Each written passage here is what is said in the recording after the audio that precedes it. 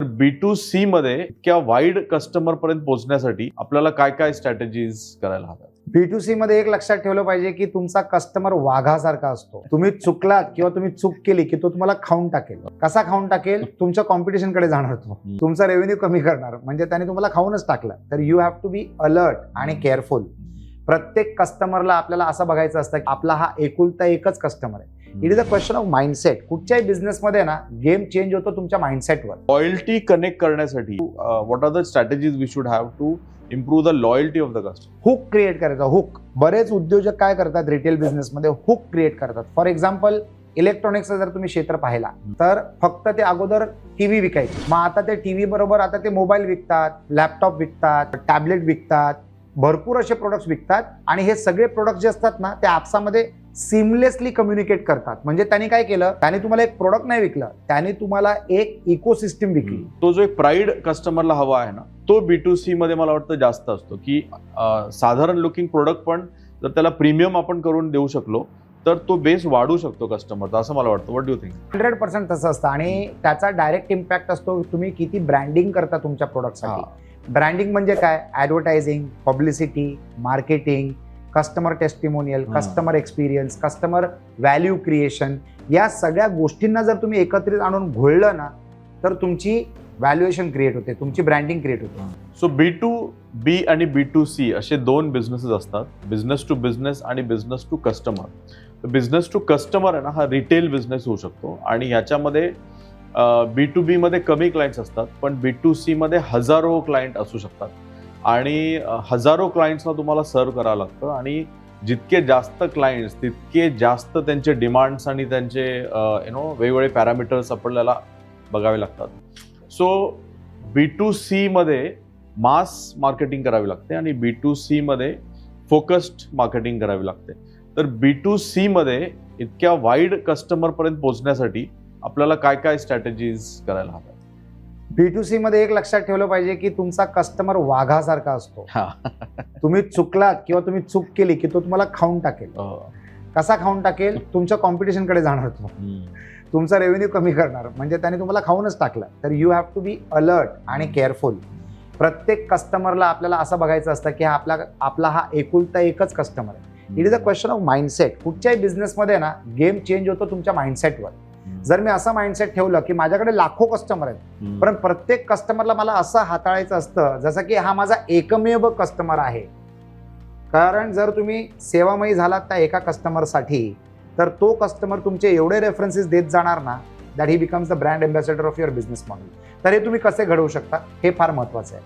आणि जसं मी तुम्हाला म्हणालो की कस्टमर बेस हा नेहमी वाढत गेला पाहिजे. लाखो कस्टमर असले तरी तुम्हाला अजून ॲडिशनल कस्टमर लागत राहतील. माझ्याकडे एक बिझनेस आलेला आणि बिंग अ स्ट्रॅटेजिक इन्व्हेस्टर, तो परफ्यूमच्या बिझनेसमध्ये. आणि हे नवीन स्टार्टअप आहे. मी स्टार्टअपमध्ये इन्व्हेस्ट करत नाही, मी इन्व्हेस्ट करतो ग्रोथसाठी. I am a growth investor. तर मी त्याला एकच टार्गेट दिलं की तू 1000 कस्टमर मिळवून दाखव मला. इकॉनॉमिकल प्रोडक्ट आहे, 750-800 रुपयाचा परफ्यूमची एक बॉटल आहे. तर मी त्याला सांगितलं की तू 2 पॅरामीटर मॅच करून दे मला. 1000 कस्टमर मिळव आणि 40% त्याच्यामध्ये रिपीट बायर असले पाहिजे. मला त्याची अजून कुठचीच परीक्षा घ्यायची गरज लागणार नाही. एखाद्या B2C बिझनेस मॉडेलमध्ये जिथे व्हॉल्यूममध्ये कस्टमर बेस असतात त्याच्यामध्ये जर तुम्ही फक्त 40%, 10%, 12%, 15% पण चांगलेच असते, तिथलं एक नेट प्रॉफिट तुम्हाला 2 डिजिटमध्ये जर रिपीट कस्टमर असले then you are a successful business model. कारण लोकांना तुमचा प्रोडक्ट आवडलाय म्हणून ते परत घेत आहे. तर रिपीट कस्टमर बेस एक चांगला पॅरामीटर मानला जातो तुमच्या प्रोडक्ट आणि तुमच्या बिझनेसबद्दल. जर सर्व्हिस बिझनेसमध्ये असाल तर लॉन्जेटिव्हिटी ऑफ दॅट कस्टमर हे ठरवतं किंवा हे दाखवून देतं की तुम्ही एक चांगले उद्योजक आहात आणि तुम्ही तुमच्या कस्टमरला सॅटिस्फाईड ठेवतायत. बरोबर आहे. तर मी त्याला 2 टार्गेट दिले, 1000 कस्टमर बनव आणि 40% रिपीट कस्टमर आण. मी त्याला हे नाही सांगितलं तू नेट प्रॉफिट किती केलं पाहिजे, टर्नओव्हर किती केलं पाहिजे, काहीच नाही. 1000 कस्टमर आणि 40% रिपीट क्लायंट्स. समजा जर तू 1000 कस्टमर बनवले पण तुझं रिपीट क्लायंटल फक्त 20%, तर मी नाही इन्व्हेस्ट करणार तुझ्याबरोबर. तू जोपर्यंत 40% अचीव्ह करत नाहीत ना रिपीट क्लायंट्स, मग त्याच्यासाठी 2000 कस्टमर आणावे लागतील तुला की 10,000 आणावे लागतील. पण हे पॅरामीटर, दोन्ही पॅरामीटर मॅच करणं गरजेचं आहे आणि दोन्ही अचीव्ह करणं गरजेचं आहे. जेवढा तुमचा कस्टमर बेस वाढत जाईल ना, तेवढं तुमची 40%च्या हिशोबाने number of customers to repeat हे पण वाढत जातं. तर हे त्याला टार्गेट दिलं आणि उत्साही एंटरप्रेन्योर आहे, त्याने ते चॅलेंज ऍक्सेप्ट केलं आणि तो मला म्हणाला की मी 15 दिवसात येईन किंवा 6 महिन्यात येईन किंवा 15 महिन्यात येईन, पण मी येणार नक्की. म्हणजे तो ते करून दाखवणार. 1000 कस्टमर आणि 40% रिपीट कस्टमर्स. B2C मध्ये सगळ्यात महत्वाची गोष्ट असते repeat customer base. Bod Active नावाचा माझा एक ब्रँड आहे, जिमवेअरचा ब्रँड आहे, ऑनलाईन ब्रँड आहे. It is one of the best brands in the country for gymwear. बरोबर आहे. आता त्याच्यामध्ये आम्ही ॲथलीजर वेअर पण सुरू करतोय आणि Sai Manjrekar is coming on board for athleisure wear. Famous actress आहे, महेश मांजरेकर यांची मुलगी. तर त्या बिझनेसमध्ये आमचं यश आणि आमचं सक्सेस जे आहे ना, ते आमच्या रिपीट कस्टमरवर आहे. माझा अजून एक बिझनेस आहे, त्याचं नाव आहे सुगंधलो. त्याच्यामध्ये वी सेल फ्रेग्रन्स स्टिक्स, अगरबत्त्या, धूप वगैरे वगैरे, everything that changes the environment of your house or office or any other setup. तर त्याच्यामध्ये सुद्धा आमचा एक फार मोठा पर्सेंटेज आहे रिपीट कस्टमर बायर. तुमच्याकडे रिपीट कस्टमर बेस असला ना, तर तुमच्या कंपनीची व्हॅल्युएशन देखील इम्प्रूव्ह होते.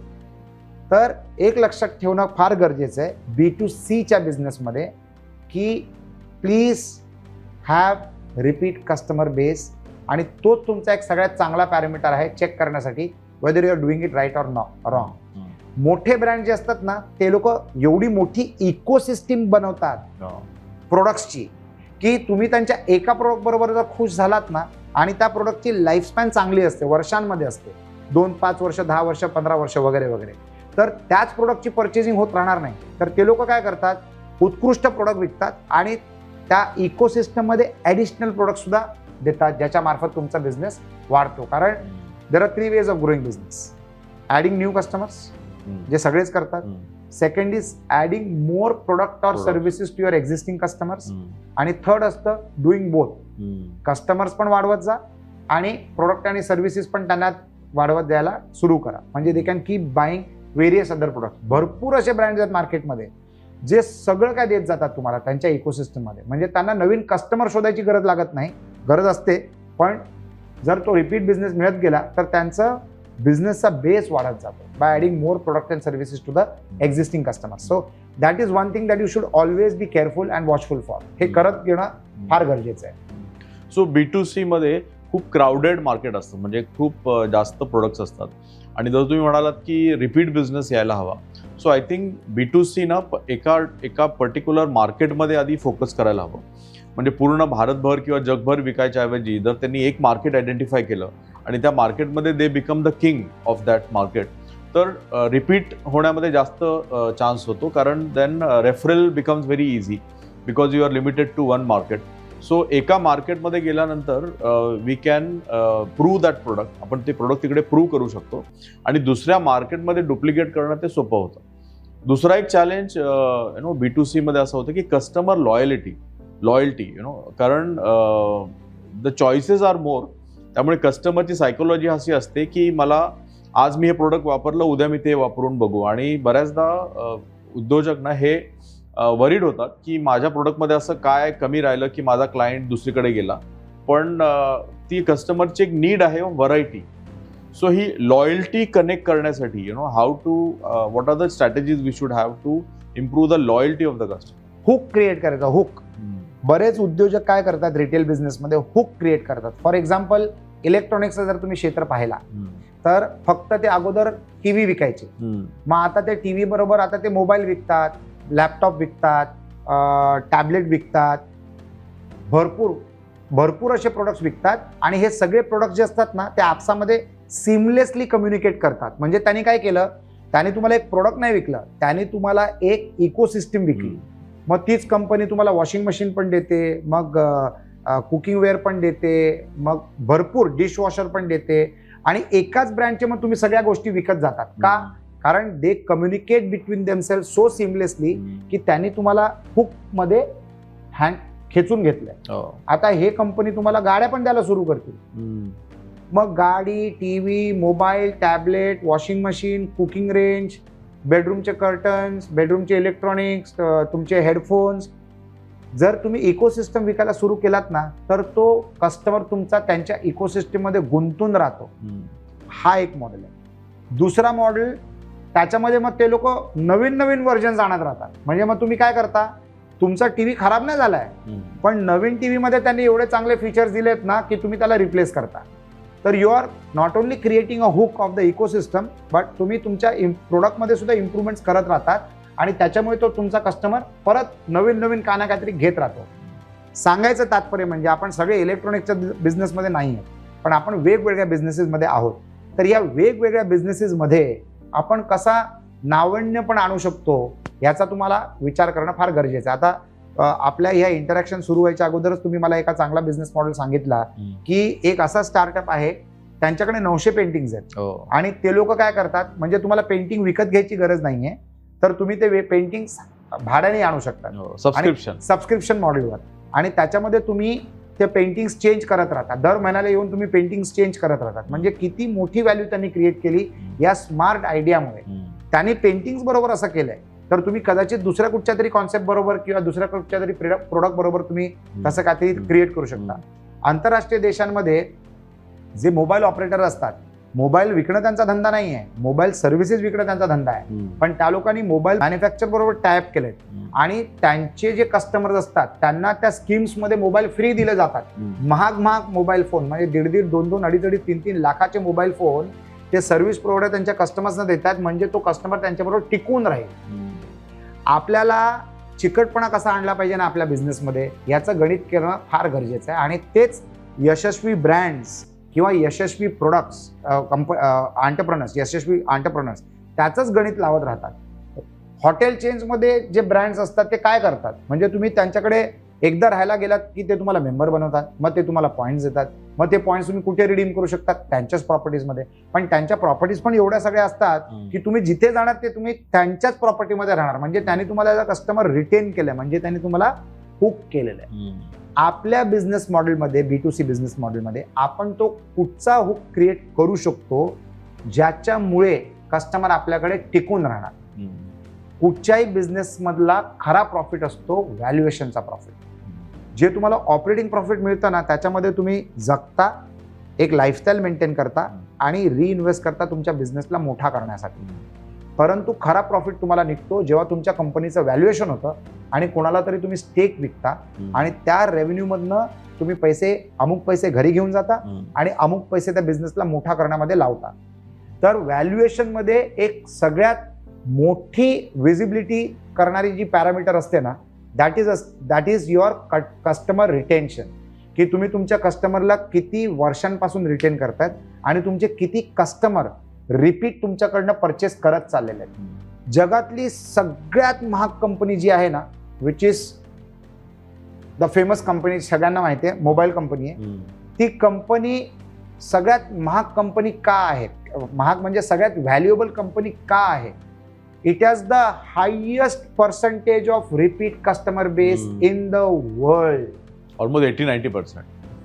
90% काय, मी तर म्हणतो 100% त्या कस्टमर, त्या कंपनीचे कस्टमर्स नॉट ओनली रिटेन राहतात, पण ती कंपनी जे काय प्रोड्यूस करते ना, जे काय मॅन्युफॅक्चर करते, त्यांचे कस्टमर्स ते सगळं विकत घेतात. आता मी ऐकतोय की ते लोक गाडी पण काढणार आहेत आणि एक दिवस मग ते विमान पण काढते आणि there will be common communication between everybody.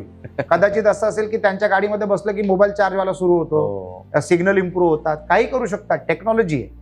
तर आपल्या बिझनेसमध्ये आपण असे यंत्रणा कसे प्लॅन करून काढू शकतात ना, याचा विचार करणं अत्यंत महत्वाचं आहे. फॉर एक्झाम्पल, आता आम्ही जे बॉड ऍक्टिव्हचा आमचा जो ब्रँड आहे, ज्याच्या मार्फत आम्ही जिमवेअर विकतोय, त्याच्यामध्ये आम्ही ॲथलीजर ब्रँड लॉन्च केलाय, ॲथलीजरचे प्रोडक्ट्स लॉन्च केलेले आहेत. म्हणजे फक्त जिमला आमचे कपडे घालायची गरज नाही, तर तुम्ही रेग्युलर ऑफिस वेअर म्हणून सुद्धा तुम्ही कपडे घालून जाऊ शकता. आणि जे फॅब्रिक जिमवेअरमध्ये वापरले जाते किंवा जी ॲथलीजर वेअरमध्ये वापरली जाते ना, दॅट इज सो फ्लेक्सिबल आणि सो कम्फर्टेबल की आपल्याला पण ते घालून कामावर जायची इच्छा असते किंवा प्रवासात आपण ते घालतो आणि आपल्याला ते बरं वाटतं. It is a part of your fashion, it's a part of your lifestyle. तर तुम्ही व्हेरिएशन्स कसे आणू शकता जिथे कस्टमर तुम्हाला अजून जास्ती ऑप्शन्समध्ये वापरायला सुरू करतो, याचंच ते गणित आहे. तर B2C मध्ये innovation, variety, retention, creating a hook, या सगळ्या गोष्टींवर जर तुम्ही विचार केलात ना, तर तुम्हाला भरपूर असे आयडियाज मिळतील ज्याचा तुम्ही वापर करून तुमच्या बिझनेसला अजून मजबूत बनवू शकता. ग्रेट. सो तुम्ही कस्टमर ॲक्विजिशन कॉस्ट म्हणालात की बऱ्याचदा रिटेलमध्ये अक्वायरिंग द कस्टमर ही सगळ्यात मोठी कॉस्ट आहे. पण आपण असंही म्हणालो मगाशी की एखादं प्रोडक्ट असं क्रिएट करायचं की ते प्रोडक्टमध्ये तुम्हाला प्रॉफिट नाही मिळाला तरी चालेल, पण कस्टमर मिळेल. त्यामुळे even if you sell the product cost to cost आणि त्यात मार्जिन नसेल तरी कस्टमर ॲक्विजिशन कॉस्ट आपली पूर्णपणे वाचते आणि त्याच्यामुळे आपल्याकडे तो कस्टमर येऊ शकतो. इंडिया हा मास कस्टमरचा मार्केट आहे.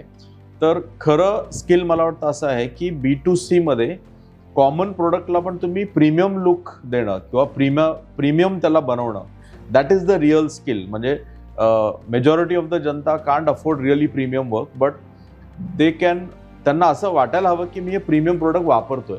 तर तो जो एक प्राईड कस्टमरला हवा आहे ना, तो B2C मध्ये मला वाटतं जास्त असतो की साधारण लुकिंग प्रोडक्ट पण जर त्याला प्रीमियम आपण करून देऊ शकलो तर तो बेस वाढू शकतो कस्टमरचा, असं मला वाटतं. What do you think? 100% तसं असतं आणि त्याचा डायरेक्ट इम्पॅक्ट असतो तुम्ही किती ब्रँडिंग करता तुमच्या प्रोडक्टसाठी. ब्रँडिंग म्हणजे काय? Advertising, publicity, marketing, customer testimonial, customer experience, customer value creation, या सगळ्या गोष्टींना जर तुम्ही एकत्रित आणून घोळलं ना तर तुमची व्हॅल्युएशन क्रिएट होते, तुमची ब्रँडिंग क्रिएट होते. It is a part of your branding. पण कस्टमर ॲक्विजिशन कॉस्ट जी आहे ना, ही जी प्रक्रिया आहे ना, ही वाघाची सवारी आहे. म्हणजे it is the most dangerous part of business in B2C business model. आणि हमखास तुमचं cost of customer acquisition is more than the cost of creating the product. Skin care ब्रँड्समध्ये the cost of product is as small as 2.5%. 2.5%, as small as 2.5%. म्हणजे 1000 रुपयाचं जर ते product असलं तर 25 रुपयाचं ते कॉस्ट आहे, प्रोडक्टची कॉस्ट आहे. बाकी सगळं ॲडव्हर्टायझिंग, मार्केटिंग, कस्टमर ॲक्विजिशन वगैरे वगैरे. साधारणतः कस्टमर ॲक्विजिशन कॉस्टमध्ये B2C मध्ये साधारणतः प्रोडक्टची कॉस्टिंग जी असते ना ती 1/3, म्हणजे आयदर ती हाफ 50-50 असते किंवा 1/3 असते किंवा 1/4 असते किंवा 1/5 असते. म्हणजे काय झालं? म्हणजे तुमच्या कस्टमर ॲक्विजिशनची कॉस्ट जास्ती झाली ना, कस्टमरला अक्वायर करण्याची कॉस्ट जास्ती झाली. तुमचे जे कॉग्स असतात ना, कॉग्स म्हणजे cost of goods sold, actual cost, त्याची कॉस्ट कितीतरी पटीने कमी असते इन द सेल्स प्राइस, पण त्या कस्टमरला अक्वायर करायची कॉस्ट जास्ती असते. मग याच्यामध्ये रेस कशासाठी असते? याच्यामध्ये रेस अशी असते की आपल्या कस्टमर ॲक्विजिशन कॉस्टला आपण कमीत कमी कसं करू शकतो. तर त्याच्यामध्ये तुमचं ब्रँड उपयोगी पडतो.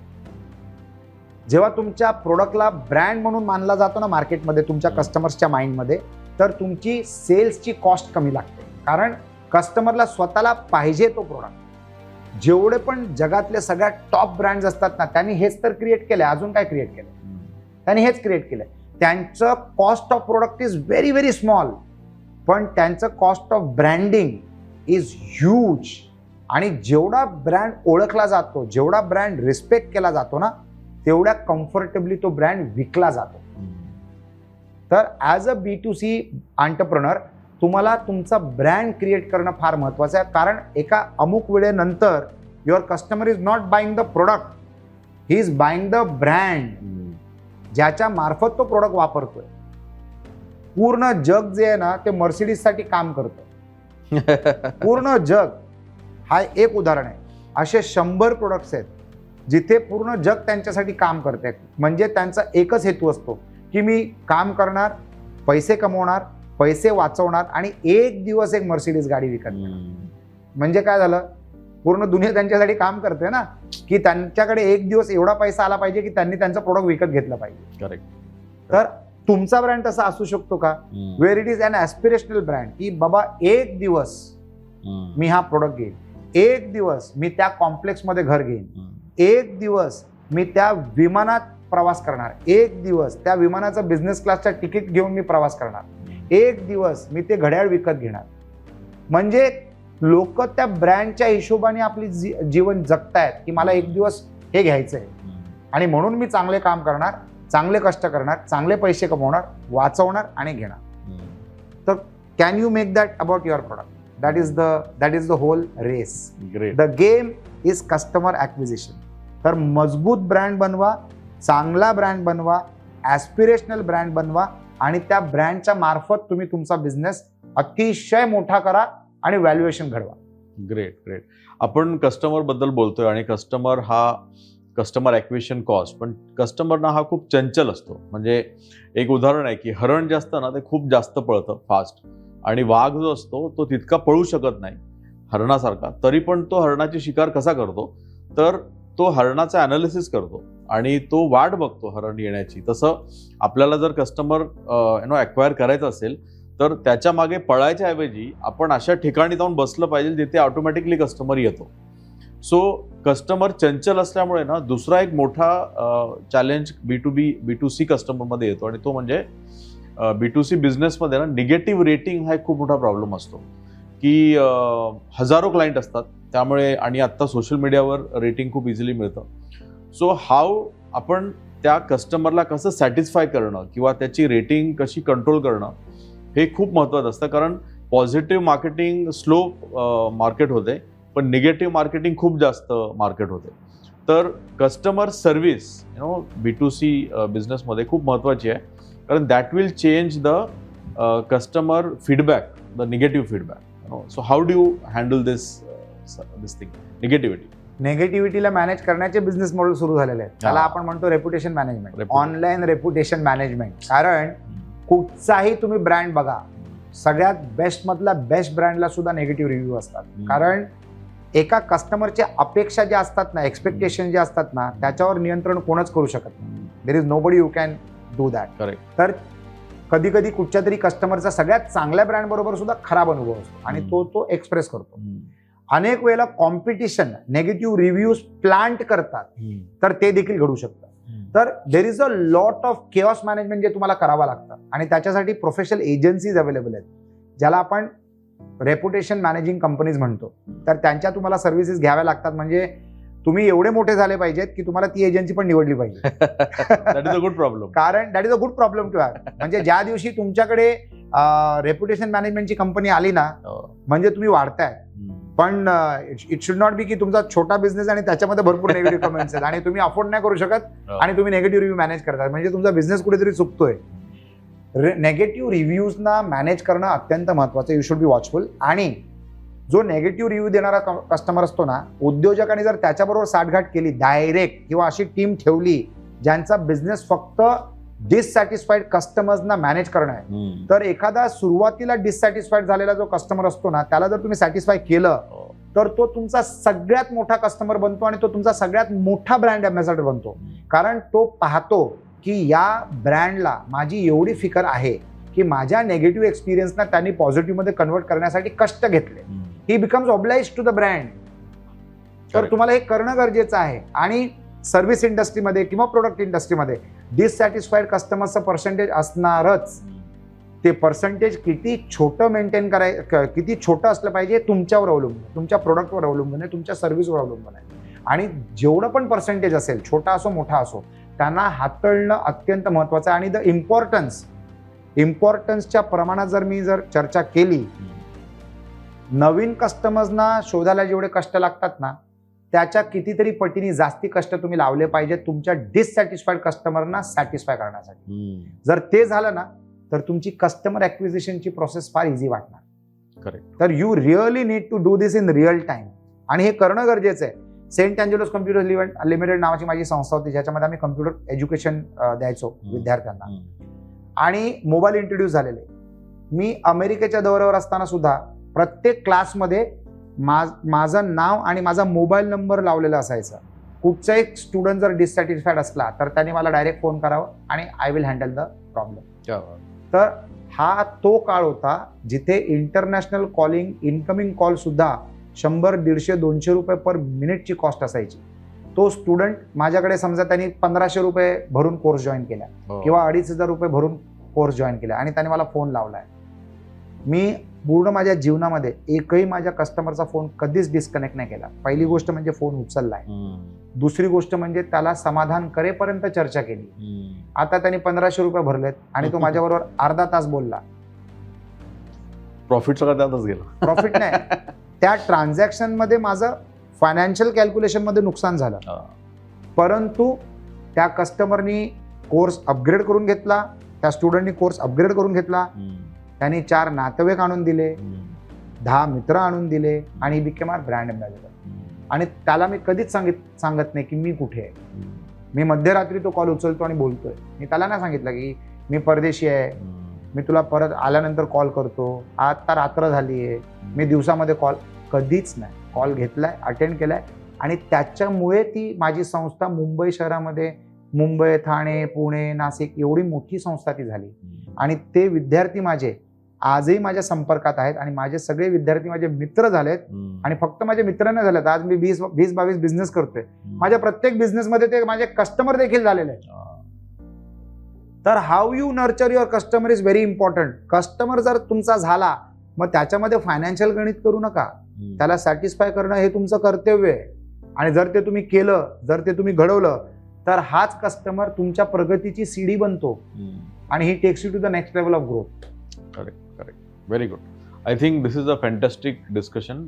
B2C मध्ये भरपूर चॅलेंजेस असतात आणि B2C हँडल करणं तेवढंच अवघड आहे, कारण तुम्ही हजारो क्लायंट्सना हँडल करता. पण आजच्या डिस्कशनने बऱ्याच त्याच्यामध्ये इन्साइट्स मिळाल्या.